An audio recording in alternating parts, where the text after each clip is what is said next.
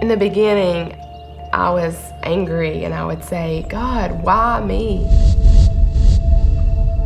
My darkest time was being released from the hospital and coming home with no baby.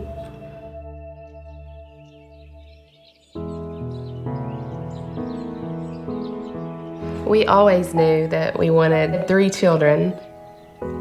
It took us about 5 years to be blessed with Griffin. And so we found out that we were expecting a second child. And when we went to the 20-week ultrasound to find out if we were having a little boy or a little girl, the nurse got quiet. She said, "You need to meet with the doctor."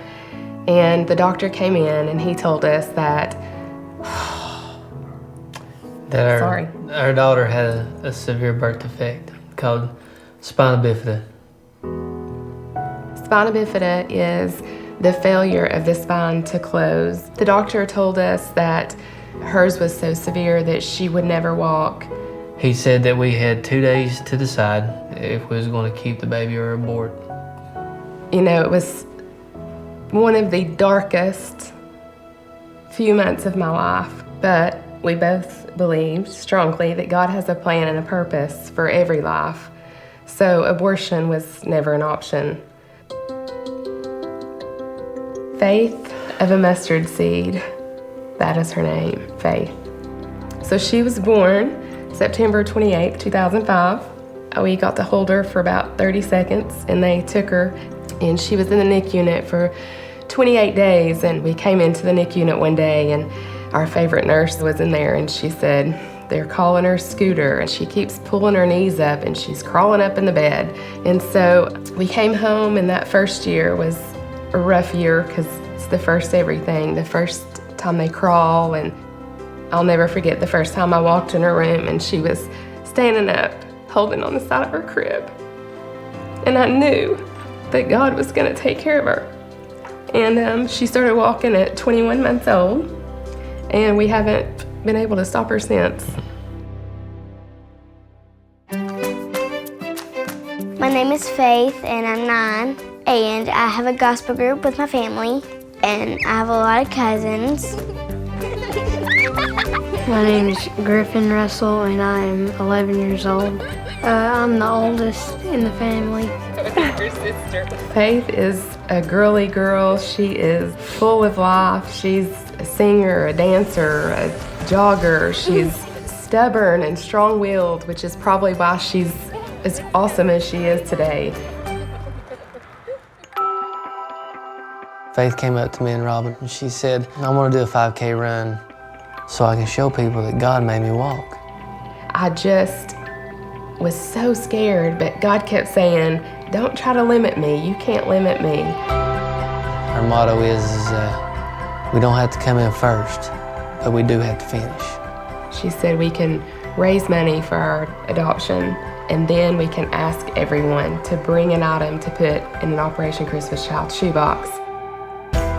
It was just amazing, the outpouring of support, and it was awesome. The strength that she has is just really remarkable. She's had bladder and bowel reconstruction. She's had surgery on her foot. And Faith doesn't have feeling in her feet at all. Just seeing her cross the finish line and her little arms went up in the air, she was so excited, and I was just completely overcame with emotion.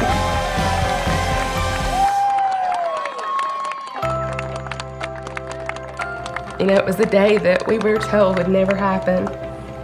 And we just got to see the miracle that God had done right in front of our eyes.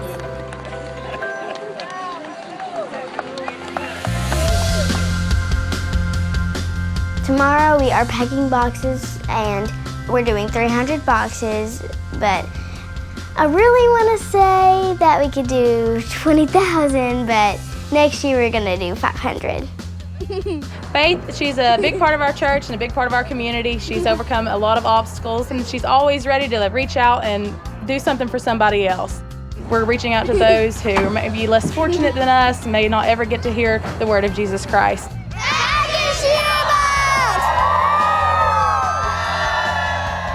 For me, packing the shoebox is sending toys and soap and things like that to children, but also the greatest journey introduces them to Jesus Christ.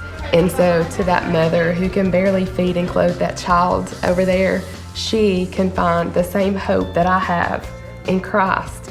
It's giving the mother a way to find hope and to find light in her darkness. Anybody can pack a shoebox. It reaches people and it can change lives just through one little shoebox. Beautiful are the feet that take the gospel. And she, with her beautiful feet, take the gospel as she walks 5Ks, as she sings at your local church, or as she's packing a shoebox to send across the world.